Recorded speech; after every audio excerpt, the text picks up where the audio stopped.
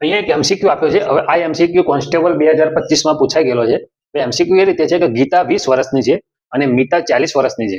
તો કેટલા વર્ષ પહેલા તેમની ઉંમરનો ગુણોત્તર 1:3 હતો. બરાબર, એકદમ સિમ્પલ એમસીક્યુ છે. આની અંદર તમારે ઇક્વેશન બનાવતા આવડી જાય ને એટલે તરત જ તમને જવાબ મળી જાય. હવે આપણે અહીંયા પ્રશ્ન એ પૂછ્યો છે કે કેટલા વર્ષ પહેલા તેમની ઉંમરનો ગુણોત્તર 1:3 હતો. કેટલા વર્ષ પહેલા. હવે આપણે ધારી લઈએ, આ રીતનો કોઈ પ્રશ્ન હોય તો આપણે સૌપ્રથમ ધારી લેવાનું કે સપોઝ કે અહીંયા એક્સ ધારી લઈએ આપણે, એક્સ વર્ષ પહેલા એમની ઉંમરનો ગુણોત્તર 1:3 હતો. બરાબર, આપણે ધારી લીધું. તો એક્સ વર્ષ પહેલા એમની ઉંમરનો ગુણોત્તર 1:3 હતો. હવે આપણે વિચારીએ કે એક્સ વર્ષ પહેલા, અત્યારે ગીતાની ઉંમર કેટલી છે? 20 વર્ષ છે.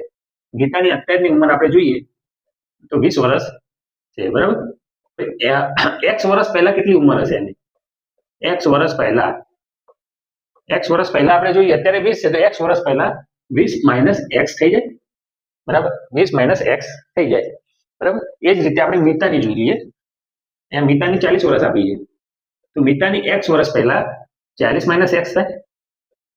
40 - એક્સ થઈ જાય. બરાબર છે.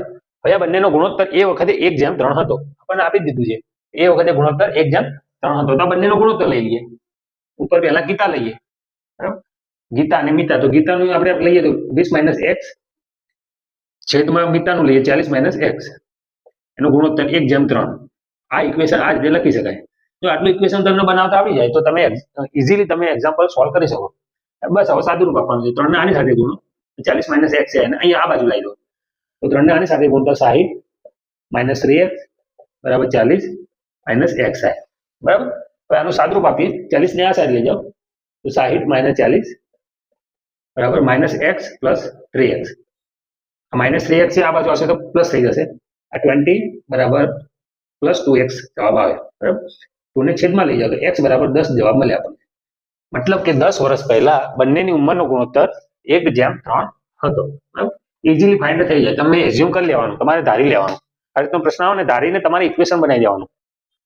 આ ઇક્વેશન બને ને એ રીતે ઇક્વેશન બનાવી દેવાનું સૌપ્રથમ, એટલે તમને ઇઝીલી જવાબ મળી જાય.